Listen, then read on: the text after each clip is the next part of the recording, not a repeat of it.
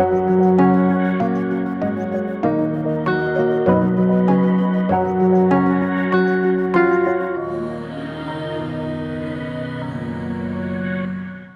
പ്രത്യക്ഷീകരണത്തിൻ്റെ ഒരു വലിയ സാക്ഷിയാക്കി എനിക്കിവിടെ നിൽക്കാൻ സാധിച്ചതിനെ ഓർത്ത് അമ്മ മാതാവിന് അനേകായിരം നന്ദി പറയുന്നു. ഒരു വലിയ തകർച്ചയുടെ നടുവിലാണ് ഞാൻ ആദ്യമായിട്ട് ഉടമ്പടി എടുത്തത്. ഞങ്ങൾക്ക് റൂഫിംഗ് മെറ്റീരിയൽസിൻ്റെ കടയായിരുന്നു. അവിടെ പ്രതീക്ഷിക്കാതെ ഒരുപാട് ഒരു കോടിയിലധികം കടബാധ്യതകളിൽ ആയി മാറുകയും ഞങ്ങളുടെ വീടും എല്ലാം നഷ്ടപ്പെടുകയും ഉണ്ടായിരുന്ന സ്വത്തെല്ലാം നഷ്ടപ്പെട്ട് ഒരു വാടക വീട്ടിലേക്ക് മാറേണ്ടി വന്നു. അന്നേരം ഞങ്ങളുടെ വീടിൻ്റെ അടുത്തുള്ള ആൾക്കാർ പറയുന്നുണ്ട്, അമ്പിളി പോയി ഒരു ഉടമ്പടി എടുക്കുക, മാതാവ് സഹായിക്കും. എന്നാൽ ഞാൻ ചെറുപ്പം മുതലേ നന്നായിട്ട് പ്രാർത്ഥിക്കുകയൊക്കെ ചെയ്യുന്ന ആളായിരുന്നു. ഞാൻ പറഞ്ഞു, ഏത് പ്രതിസന്ധിയിലും എൻ്റെ ഈശോ എന്നെ കൈവിടത്തില്ല. ഞാൻ മാതാവിൻ്റെ അടുത്ത് അക്കരെ കൊന്തചൊല്ലി പ്രാർത്ഥിക്കാറുണ്ട്, ഇതെല്ലാം ചെയ്യുന്നുണ്ട്. എൻ്റെ അമ്മ എന്നെ കൈവിടത്തില്ല, എൻ്റെ ഈശോനെ കൈവിടത്തില്ല എന്നുള്ള ഒരു ഉറച്ച വിശ്വാസം എനിക്കുണ്ടായിരുന്നു. എല്ലാം നഷ്ടപ്പെട്ട് ഒരു വാടക വീട്ടിലേക്ക് മാറിയപ്പോഴും അങ്ങനെ മാറുമ്പോൾ ഞങ്ങളുടെ കയ്യിൽ ഒന്നും ഉണ്ടായിരുന്നില്ല. ആകെപ്പാടെ ഞാനൊരു കമ്പ്യൂട്ടർ ടീച്ചറായിട്ട് വർക്ക് ചെയ്യുന്നുണ്ടായിരുന്നു. അതിൻ്റെ സാലറി മാത്രമാണ് ഉണ്ടായിരുന്നത്. അത് വാടക കൊടുക്കാനുള്ള സാലറിയേ ഉള്ളൂ. 6000 രൂപ ആണെന്ന് ഞങ്ങൾക്ക് കിട്ടുന്നത്. അന്നേരം അത് വാടക കൊടുത്തു കഴിഞ്ഞാൽ ഞങ്ങളുടെ ചിലവും കാര്യങ്ങളും എങ്ങനെയാകും എന്നുള്ള ഒരു വലിയ ഒരു അങ്കലാപ്പോടുകൂടിയാണ് ഞങ്ങൾ മാറിയത്. അന്നേരം ഞങ്ങൾക്ക് ഈ റൂഫിംഗ് മെറ്റീരിയലിൽ നിന്ന് കടമായിട്ട് സാധനം വാങ്ങിച്ചുകൊണ്ട് പോയിരുന്ന ആൾക്കാർ ഒരുപാട് പൈസ തരാനുണ്ടായിരുന്നു. ഞാനിപ്പോഴും ഓർക്കും, അവർ ഞങ്ങൾക്ക് ഒന്ന് കൊണ്ടുവന്ന് തന്നാൽ തന്നെ ഞങ്ങളുടെ കടങ്ങൾ വീടുമല്ലോ, എൻ്റെ ഈശോയെ ഞങ്ങളെ കൈവിടല്ലേ എന്ന് ഞാൻ പ്രാർത്ഥിക്കുമായിരുന്നു.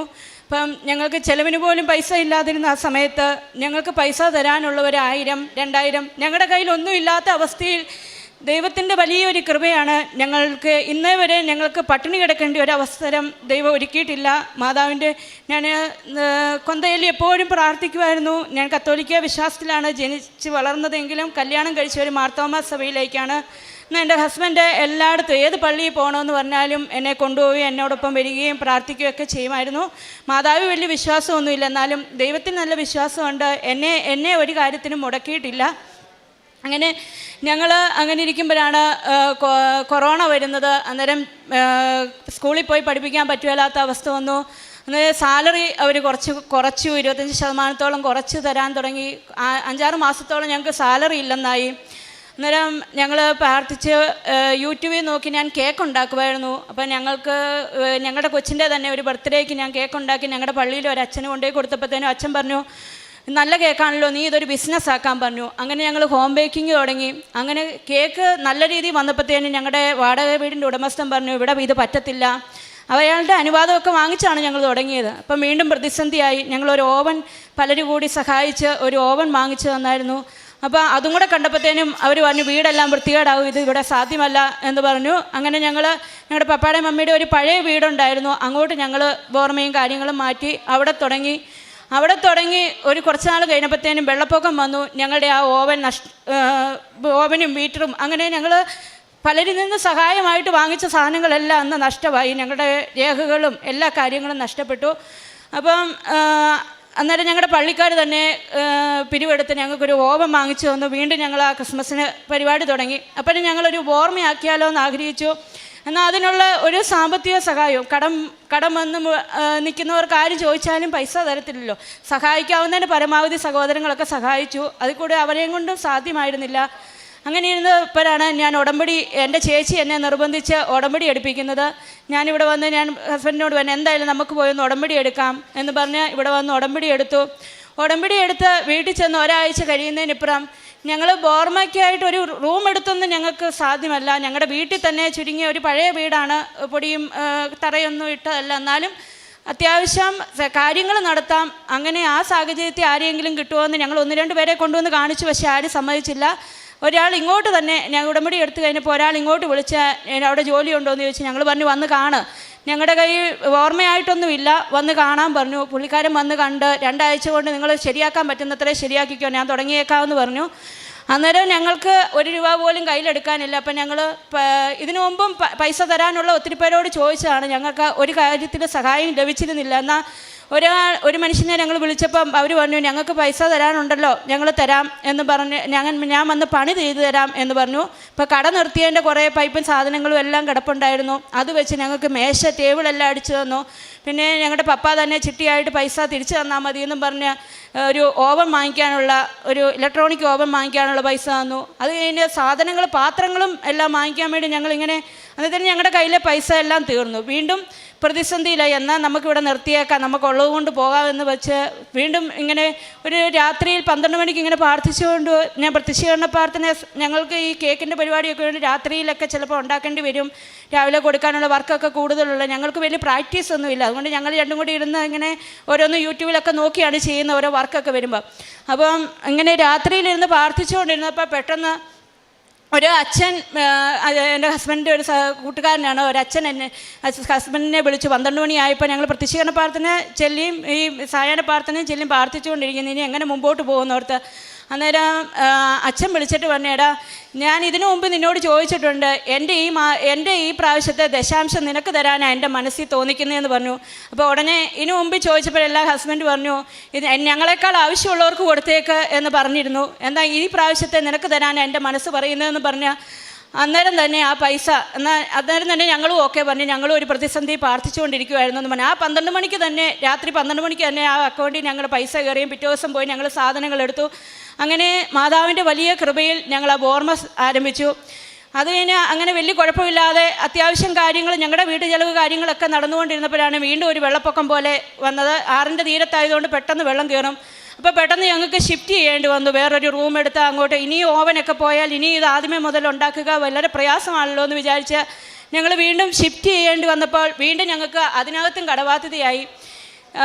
പെട്ടെന്ന് പ്രതീക്ഷിക്കാത്ത പൈസ ഇറക്കേണ്ടി വന്നപ്പോഴത്തേനും. അപ്പോൾ അങ്ങനെ ഇരിക്കുമ്പോഴാണ് ഞാനിവിടെ വീണ്ടും അച്ഛൻ്റെ അടുത്ത് വന്നത്. അച്ഛനെ കാണാനായിട്ട് ഒരു മാർഗ്ഗവും ഇല്ലാതിരുന്നപ്പോഴാണ് ഇവിടെ പല രേഖകൾ വേണമെന്ന് പറഞ്ഞു. അന്നേരം ഞങ്ങൾ ഹസ്ബൻഡ് പറഞ്ഞു എന്തായാലും അച്ഛനെ കണ്ടേച്ചേ പോകുന്നുള്ളൂ. ഞാൻ പോയി ഞങ്ങളുടെ റൂഫിംഗ് മെറ്റീരിയലിൻ്റെ പേരിൽ ഒരു 3 ചെക്ക് കേസ് ഉണ്ടായിരുന്നു. പൈസയും കടബാധ്യതകളും അങ്ങനെ തന്നെ നിൽക്കുകയാണ്. ഞങ്ങളുടെ വീടൊക്കെ നഷ്ടപ്പെട്ടെങ്കിലും ഒരു കടബാധ്യത പോലും മാറിയിട്ടില്ല. കടബാധ്യതകളെല്ലാം അതുപോലെ നിൽക്കുകയായിരുന്നു. അപ്പോൾ ആ ചെക്ക് കേസിൻ്റെ പേപ്പർ ഫോണിലുണ്ടായിരുന്നു. അത് പോയി എടുത്തുകൊണ്ട് വന്നു, അച്ഛനെ കണ്ടു. അച്ഛൻ പറഞ്ഞു, പ്രാർത്ഥിച്ചേച്ച് നിങ്ങൾക്ക് എന്തെങ്കിലും വിൽക്കാനോ വീടോ വല്ലോ സ്ഥലമോ വല്ലോ ഉണ്ടോ എന്ന് ചോദിച്ചു. ഞങ്ങൾ പറഞ്ഞില്ല, ഒന്നുമില്ല. ഇപ്പോൾ തുടങ്ങിയിരിക്കുന്ന ബോർമയും ഞങ്ങൾ നഷ്ടത്തിലേക്ക് പോവുകയാണ്. എന്ത് ചെയ്താലും ഒരു ഉയർച്ച ഞങ്ങൾ കാണുന്നില്ല. എന്നാലും ഞങ്ങളെ ഇതുവരെ കർത്താവ് കൈവിട്ടിട്ടില്ല. ഓരോ കാര്യങ്ങളും തിരിഞ്ഞു നോക്കുമ്പോൾ ഞങ്ങളുടെ കാര്യങ്ങളെല്ലാം ക്രമമായിട്ട് അത്ഭുതകരമായിട്ട് നടന്നുകൊണ്ടിരുന്നു. അതൊരു വലിയ അനുഭവമാണ് എൻ്റെ. തിരിഞ്ഞു നോക്കുമ്പം കർത്താവിൻ്റെ ഒരു വലിയ കടബാധ്യതകൾ ഇങ്ങനെ മുമ്പിൽ നിന്നാലും കർത്താവിൻ്റെ ഒരു വലിയ കരബലം എനിക്ക് ബലമായിട്ട് എപ്പോഴും ഉണ്ടായിരുന്നു. ഓരോ കാര്യത്തിലും, ഒരു ചെറിയ ഡ്രസ്സിൻ്റെ കാര്യത്തിൽ പോലും അത് ഞാൻ വളരെ അനുഭവിച്ചിട്ടുണ്ട്. അങ്ങനെ അച്ഛൻ പറഞ്ഞു, 6 മാസം കഴിഞ്ഞ് 6 മുതൽ 8 മാസം കഴിയുമ്പോഴത്തേനും ഒരു മാറ്റം കാണും, നീ പേടിക്കൊന്നും വേണ്ട എന്ന് പറഞ്ഞ് ഞങ്ങളെ വിട്ടു. അങ്ങനെ ഞങ്ങൾ ആ അച്ഛൻ്റെ വാക്കിൽ ഞാൻ വിശ്വസിച്ച് വീട്ടിൽ വന്നു. ഒരു കേസ് തള്ളിപ്പോയി. ഞങ്ങൾ പൈസ കൊടുത്തിരുന്നു. അത് ഞങ്ങളുടെ കയ്യിൽ രേഖയൊന്നുമില്ലായിരുന്നു. വേറൊരാൾ ഞങ്ങൾ പൈസ കൊടുക്കാനുണ്ടെന്ന് പറഞ്ഞ് ബഹളം വെച്ചപ്പം ഞങ്ങൾ വെറുതെ ഞങ്ങളുടെ ഫോണിൽ പഴയ ബാങ്ക് അക്കൗണ്ട് ഇങ്ങനെ നോക്കിയപ്പോഴത്തേനും പൈസ അടച്ച രേഖകളെല്ലാം ആ ഫോണിൽ കിടക്കുന്നു. അങ്ങനെ അത് കാണിച്ച് ഞങ്ങൾക്ക് അതിനകത്ത് വിജയിക്കാൻ പറ്റി. പിന്നെ വേറൊരു കേസ് വിധിയാകുമെന്ന് വന്നപ്പോഴും ഞങ്ങൾ ആൾക്കാരെ കൊണ്ട് ജാമ്യത്തിനൊക്കെ ചെന്നപ്പം ഞാനിങ്ങനെ പോകുമ്പോഴെല്ലാം ഞാനിങ്ങനെ പ്രത്യക്ഷീകരണ പ്രാർത്ഥന ചൊല്ലി മാതാവിനോട് പ്രാർത്ഥിച്ചുകൊണ്ടിരിക്കും. അവിടെ ചെന്നപ്പം ആ കോടതി ആ കേസ് തള്ളിക്കളഞ്ഞു. ഇതിവിടെ എടുക്കത്തില്ല, ഇത് മറ്റു കോടതിയിലാണെന്നും പറഞ്ഞ് അങ്ങനെ ആ കേസ് ഇപ്പോഴും പോകുന്നുണ്ട്. പക്ഷേ ഞങ്ങൾക്ക് അനുകൂലമാണോ പ്രതികൂലമാണോ എന്നൊന്നും ആയിട്ടില്ല. അതിങ്ങനെ ഒഴുകി പൊയ്ക്കൊണ്ടിരിക്കുന്നു. അതുപോലെ അങ്ങനെ ഇരുന്നപ്പോഴാണ് ഒരിക്കലും ചിന്തിക്കാത്ത ഒരു ചിന്ത അതിനുശേഷം എൻ്റെ മനസ്സിലേക്ക് വന്നു തുടങ്ങി. ഒരു വിദേശത്ത് പോകുന്നതിനെപ്പറ്റി ഞാൻ ഇന്നേവരെ ചിന്തിച്ചിട്ടില്ല. അതുകൊണ്ട് എനിക്ക് അതിനുള്ള യോഗ്യത, ഒരു BCom പഠിച്ചു, കമ്പ്യൂട്ടർ TTC പഠിച്ചു. അതുകൊണ്ട് ഞാൻ ഇങ്ങനെ വിദേശത്ത് പോകും. അങ്ങനെ ഒരു ചിന്ത എൻ്റെ മനസ്സിൽ വന്നു തുടങ്ങി. ഞാൻ ജർമ്മനിക്ക് പോകണോ, ചേച്ചി ജർമ്മനിയിലുണ്ട്, ജർമ്മൻ ലാംഗ്വേജ് പഠിച്ചു പോയാലോ, അല്ലെ എങ്ങനെ പോകും, ഏത് ജോലിക്ക് പോകും, ഒരു നേഴ്സിങ്ങോ അങ്ങനെയുള്ള ഒന്നും എൻ്റെ കയ്യിലില്ല, ഒരു വിദ്യാഭ്യാസം എൻ്റെ കയ്യിലില്ല. അങ്ങനെ ഇരിക്കുമ്പോൾ ഞാൻ ഇങ്ങനെ ഇരുന്നപ്പോഴത്തേനും വീണ്ടും എൻ്റെ മനസ്സിൽ വിദേശത്ത് പോകണം എന്ന് തന്നെ ചിന്ത തുടങ്ങി. അന്നേരമാണ് എൻ്റെ ചേച്ചി പറയുന്നത്, എടി ഇസ്രയേലിൽ കെയർ ടേക്കറായിട്ട് പോകാൻ പറ്റും, നല്ല സാലറിയാണ്, അങ്ങനെ ഞാൻ അതിനെപ്പറ്റി പ്ലാൻ ചെയ്ത് അന്വേഷിച്ചപ്പോൾ മൊത്തം ഒരു 16.5 ലക്ഷം രൂപയോളം കടമാവും. ഒരു തുണി വാങ്ങിക്കണമെങ്കിൽ പോലും ഞാൻ ആരുടെ നിന്നെങ്കിലും കടം വാങ്ങിക്കണം. അങ്ങനെ എങ്ങനെ പോകും? ഈ 16 ലക്ഷം രൂപ എവിടെ നിന്ന് ആരോട് ചോദിച്ചുണ്ടാക്കുമെന്നുള്ള ചിന്തയിൽ വീണ്ടും അത് തള്ളിക്കളഞ്ഞ് ഞാൻ ഇതൊന്നും നടക്കുന്ന കാര്യമല്ല, നീ വേറെ വല്ലതും പറയാൻ പറഞ്ഞ് ഞാൻ ചേച്ചിയെ നിരുത്സാഹപ്പെടുത്തി. അതുതന്നെ വീണ്ടും പക്ഷെ പ്രാർത്ഥിക്കുമ്പോഴെല്ലാം എൻ്റെ മനസ്സിൽ ഇങ്ങനെ ഇസ്രയേലിൽ പോകണം, ഇങ്ങനെ വിദേശത്തേക്ക് പോകണം എന്നുള്ള ചിന്ത വന്നു. അങ്ങനെ ഞാൻ വീണ്ടും ചേച്ചിയോട് സംസാരിച്ചു. അന്നേരം പറഞ്ഞു, എൻ്റെ വേറൊരു ചേച്ചി പറഞ്ഞു, ജർമ്മനിയിലുള്ള ചേച്ചി പറഞ്ഞു, എടി ഞാൻ 2 ലക്ഷം രൂപ നിനക്ക് ഞാൻ തരാം, നീ എന്തായാലും ഉടമ്പടി എടുത്ത് പ്രാർത്ഥിക്കുന്നുണ്ടല്ലോ, നീ മാതാവിനെ വിശ്വസിച്ച് ഈ 2 ലക്ഷം രൂപയും കൊണ്ട് നീ ഇറങ്ങിത്തിരിക്കുക, ബാക്കി കാര്യങ്ങളെല്ലാം മാതാവ് നോക്കിക്കോളൂ എന്ന് പറഞ്ഞു. ഞാൻ ആ പൈസയും വാങ്ങിച്ച് 1 ലക്ഷം രൂപ ഏജൻസിക്ക് അടച്ച് 30,000 രൂപ ക്ലാസ്സിനും കൊടുത്ത് ക്ലാസ്സിന് പോയി. ബോംബെയിലാണ് ക്ലാസ്സിന് പോയി തിരിച്ചു വന്നപ്പോഴും പൈസയ്ക്ക് യാതൊരു ചോദിച്ച് മമ്മിയുടെ കസിൻസിനോടൊക്കെ ചോദിച്ചു. അവരെല്ലാം തരാം നോക്കട്ടെ എന്നൊക്കെ പറഞ്ഞെങ്കിലും എല്ലാവരും വീണ്ടും അവസാനമായപ്പോൾ തന്നെ ഞങ്ങളുടെ കയ്യിൽ ഉണ്ടാകത്തില്ല, മറ്റുള്ളവർക്ക് കൊടുക്കണം, അങ്ങനെയുള്ള കാര്യങ്ങളൊക്കെ പറഞ്ഞ് ഒഴിഞ്ഞു മാറി. ചേച്ചിമാരാണേലും തരാമെന്ന് പറഞ്ഞവർക്ക് അത്രയൊന്നും ഉണ്ടാകാൻ പറ്റത്തില്ല എന്നുള്ള വീണ്ടും എനിക്ക് നിരാശയായി. വീണ്ടും ഞാൻ ഓർത്ത്, എൻ്റെ മാതാവ് ഞാൻ ഓരോ ചുവട് വെച്ചപ്പോഴും ഈ കാശുരൂപവും പിടിച്ച് എണ്ണയും തേച്ച് എൻ്റെ പേരുകളെല്ലാം തിരുത്തിയപ്പോഴും പാസ്പോർട്ട് എടുത്തപ്പോഴും എല്ലാം ഞാൻ മാതാവിനോട് വളർത്തി, ഇതിനൊരു തടസ്സമുണ്ടെങ്കിൽ നീ എന്നെ മുമ്പോട്ട് കൊണ്ടുപോകല്ലേ, കടത്തിന് മേൽ കടവാക്കി എന്നെ വെക്കരുതെന്ന് പ്രാർത്ഥിച്ചാണ് ഞാൻ തുടങ്ങിയത്. എന്നാൽ എനിക്കറിയത്തില്ല, മത്താശി വന്നു, അവിടുത്തെ എംപ്ലോയറിൻ്റെ ജോബ് ഓർഡർ വന്നപ്പോഴത്തേനും പൈസ കൊടുക്കണമെന്ന് പറഞ്ഞു. എൻ്റെ ബാങ്ക് ബാലൻസ് ആകെപ്പാടി 250 രൂപയാണ്. ഉടനെ ഞാൻ ചേച്ചിമാരെ എല്ലാം വിളിച്ചു, എനിക്ക് തരാമെന്ന് പറഞ്ഞവരെ എല്ലാം വിളിച്ചു. എനിക്ക് പൈസ അടച്ചേ പറ്റുള്ളൂ, മത്താശി വരുമ്പം പൈസ കൊടുക്കണമെന്നാണ് പറഞ്ഞിരിക്കുന്നതെന്ന് പറഞ്ഞു. വീണ്ടും ചേച്ചിമാർ പറഞ്ഞു, എടീ പണയം വെച്ചാലും ഇത്രയൊക്കെ ആകത്തുള്ളൂ, ഇനി എവിടെ നിന്നുണ്ടാക്കും? അങ്ങനെ ഇരിക്കുമ്പോൾ ഞാൻ വീണ്ടും എൻ്റെ വേറെ ഒരു നാത്തൂനോട് ചോദിച്ചു. ആദ്യമേയൊക്കെ ഉണ്ടാകത്തില്ല എന്ന് പറഞ്ഞെങ്കിലും പിന്നെ അതെല്ലാം സംഭവിച്ച് എങ്ങനെയോ അത്ഭുതകരം അവർ അഡ്രസ്സെല്ലാം അയച്ചു തന്നപ്പോഴത്തേനും എൻ്റെ അക്കൗണ്ടിൽ അവർക്ക് കൊടുക്കാനുള്ള പൈസ, എനിക്കറിയത്തില്ല ഇപ്പോഴും അതെങ്ങനെ, ഭയങ്കര അത്ഭുതമായിട്ടാണ് എനിക്ക് തോന്നുന്നത്. എൻ്റെ ബാങ്കിൽ ഓരോ ദിവസം ഓരോ അഡ്രസ്സ് അയച്ചു തരും അവർ, ഇന്ന ഏജൻസിക്ക് അയക്കാൻ. അങ്ങനെ ആ അയച്ചു തരുന്നതിന് മുമ്പേ അവർക്ക് അയക്കാനുള്ള പൈസ എനിക്ക് ഓരോരുത്തർ തന്നുകൊണ്ടിരുന്നു. അങ്ങനെ ഇതുവരെയും എന്നെ മാതാവ് നടത്തി. അങ്ങനെ ഞങ്ങൾ അതിനുശേഷം വിസ വരാൻ 28 ദിവസം വരെ എടുക്കുമെന്ന് പറഞ്ഞു. 28 ദിവസമായിട്ടും എൻ്റെ വിസ വന്നില്ല. ഈ പൈസ മുഴുവൻ അടച്ചതാണ്. എനിക്ക് ആകെപ്പാടെ ടെൻഷനായി. ഓരോരുത്തർ ചോദിക്കാൻ തുടങ്ങി, വിശ്വസിക്കാവുന്ന ഏജൻസിയാണോ? അന്നേരം വീണ്ടും എനിക്ക് ടെൻഷനായി. പിന്നെ ഞാൻ പാസ്പോർട്ട് എടുത്ത് മാതാവിൻ്റെ എണ്ണയും തേച്ച് 4 മൂലയ്ക്കും ഉപ്പിട്ട് വിശ്വാസപ്രമാണം ചൊല്ലി പ്രത്യക്ഷീകരണ പ്രാർത്ഥനയും ചൊല്ലി ഞാൻ കരഞ്ഞ് പ്രാർത്ഥിച്ചു. എൻ്റെ മാതാവ് എന്നെ വീണ്ടും കടത്തിലേക്ക് ആക്കരുത്, എനിക്ക് ഇത് സഹിക്കാൻ പറ്റുന്നതിനപ്പുറമാണെന്ന് പറഞ്ഞ് പ്രാർത്ഥിച്ചു. അപ്പം വീണ്ടും അങ്ങനെ പ്രാർത്ഥിച്ച് വെച്ച് ഞാൻ കുറച്ച് വൈകുന്നേരം ആയപ്പോഴത്തേനും എൻ്റെ ഏജൻസി വിളിച്ചു, ഇതേണ്ട മത്താശി വിസ വന്നിട്ടുണ്ട്, ഓൺലൈൻ വിസ വന്നിട്ടുണ്ട്, ഉടനെ ബോംബെക്ക് കയറിക്കോളാൻ പറഞ്ഞു. അങ്ങനെ ഞങ്ങൾ വീണ്ടും എനിക്ക് ബോംബെക്ക് പോകണമെങ്കിൽ പൈസ വേണം, അതും എനിക്ക് അറേഞ്ച് ഓരോരുത്തർ തന്നു. അങ്ങനെ ഞാൻ ബോംബെ ചെന്നു. പെട്ടെന്ന് തന്നെ ഓരോ പ്രാവശ്യവും പ്രാർത്ഥിച്ച് എനിക്ക് പെട്ടെന്ന്, ഞാൻ പഠിച്ചുകൊണ്ടാണ് പോയത്, ഒത്തിരി പൈസ ഇല്ലാത്തതുകൊണ്ട് ഒത്തിരി ദിവസം എന്നെ ബോംബെ നിർത്തല്ലേ എന്ന് പറഞ്ഞ് പ്രാർത്ഥിച്ച് പഠിച്ചുകൊണ്ടാണ് പോയത്. അവിടെ ചെന്ന് ആൻസറെല്ലാം പറഞ്ഞ് ഏൽപ്പിച്ചവേ പെട്ടെന്ന് സബ്മിഷൻ വെച്ചു. മെഡിക്കൽ പാസ്സായി, ഇൻ്റർവ്യൂ എല്ലാം പാസ്സായി. പോകാനായിട്ട് ഒരുങ്ങിയിരുന്നപ്പം എൻ്റെ മാത്രം പാസ്പോർട്ട് റിലീസായില്ല. ബാക്കി എൻ്റെ കൂട്ടത്തിൽ ഉണ്ടായിരുന്നവരെയും എല്ലാം ഏറ്റവും ആദ്യമേ എൻ്റെ റൂമിലുണ്ടായിരുന്ന ഏറ്റവും ആദ്യമേ ഇൻ്റർവ്യൂ പാസ്സായത് ഞാനാണ്. പക്ഷേ അവരുടെ എല്ലാം ഡേറ്റ് വന്ന് അവർ ഇൻ്റർവ്യൂ പാസ്സായിട്ട് എൻ്റെ പാസ്പോർട്ട് റിലീസായില്ല. വീണ്ടും ഞാൻ പ്രതിസന്ധിയിലായി. ഞാൻ പ്രാർത്ഥിച്ചു. ഓരോ ജപമാല ചെല്ലുമ്പോഴും ഓരോ കൊന്തയ്ക്കും സ്വർഗസ്നേഹിതാവ് ചെല്ലുന്നതിനൊപ്പം ഞാൻ പ്രത്യക്ഷീകരണ പ്രാർത്ഥന ചൊല്ലി. അവിടെ ഞങ്ങളുടെ ബോംബെയിലൊരു പള്ളി ഉണ്ടായിരുന്നു, നിത്യാരാധന ചാപ്പൽ, അവിടെ പോയി നിന്ന് കരഞ്ഞ് പ്രാർത്ഥിച്ചു. അങ്ങനെ 4-ാം പൊക്കം 6-ാം പൊക്കം എന്നോട് പറഞ്ഞു സൂം മീറ്റിംഗ് വേണമെന്ന് പറഞ്ഞു. ഞാൻ എക്സ്പീരിയൻസ് സർട്ടിഫിക്കറ്റ് കൊടുത്തിരുന്ന ഓൾഡ് ഏജ് ഹോമിൽ എന്തോ അവർക്ക് ഡൗട്ട് തോന്നിയിട്ട് സൂം മീറ്റിംഗ് വേണമെന്ന് പറഞ്ഞു. അപ്പോൾ സൂം മീറ്റിങ്ങിന് വേണ്ടി ഡേറ്റിന് വേണ്ടി പിന്നെ പ്രാർത്ഥിക്കാൻ തുടങ്ങി. അങ്ങനെ ഒരാഴ്ച കഴിഞ്ഞു, രണ്ടാഴ്ച കഴിഞ്ഞപ്പോഴാണ് പിന്നെ എനിക്ക് സൂം മീറ്റിംഗ് കിട്ടുന്നത്. അന്നത്തേനും എൻ്റെ കൂട്ടത്തിലുണ്ടായിരുന്നവരെല്ലാം പാസ്സായി, എൻ്റെ കൂട്ടത്തിൽ പോയവരും എല്ലാം ഇസ്രയേലിന് പോയി കയറി. അപ്പോൾ എനിക്ക് ആകെപ്പാടെ സങ്കടമായി. എൻ്റെ മാതാവേ, ഞാൻ സാക്ഷ്യം പറഞ്ഞുകൊള്ളാം എന്ന് പറഞ്ഞിട്ടാണ് ഞാൻ പോകുന്നത്, ഞാൻ ഇവിടെ വന്ന് സാക്ഷ്യം പറഞ്ഞേച്ചേ പോകുള്ളൂ എന്ന് പറഞ്ഞു. എന്നെ നാണം കെടുത്തി തിരിച്ചയക്കല്ലേ എന്നായി എൻ്റെ പ്രാർത്ഥന.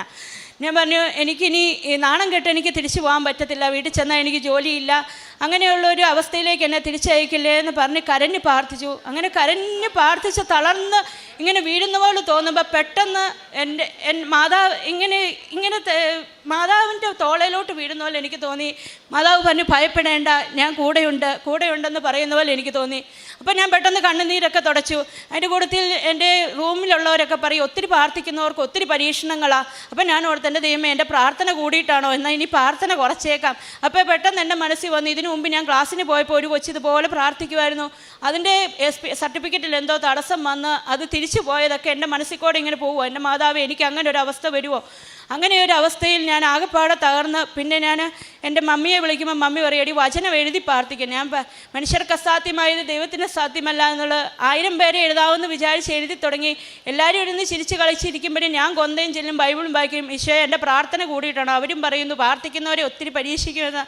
അങ്ങനെ ഞാൻ എന്നിട്ടും അവിടെ ഇരുന്ന് വചനം എഴുതി ഒരു 600 വരെയൊക്കെ ഞാൻ എഴുതി. അന്നത്തേനും എനിക്ക് സൂം മീറ്റിങ്ങിനുള്ള ഡേറ്റ് കിട്ടി. അത് കഴിഞ്ഞ് സൂം മീറ്റിംഗ് കഴിഞ്ഞും എൻ്റെ പാസ്പോർട്ട് റിലീസാകുന്നില്ല. പിറ്റേ ദിവസം എല്ലാവരുടെയും റിലീസാകുന്നതാണ്. ഇത് അന്ന് കഴിഞ്ഞു, പിറ്റേ ദിവസം കഴിഞ്ഞു, പിന്നെ സാറ്റർഡേ സൺഡേ മൺഡേ വരെ ഹോളിഡേ ആണ്. അപ്പോൾ ഞാൻ ഇനി എന്ത് ചെയ്യും?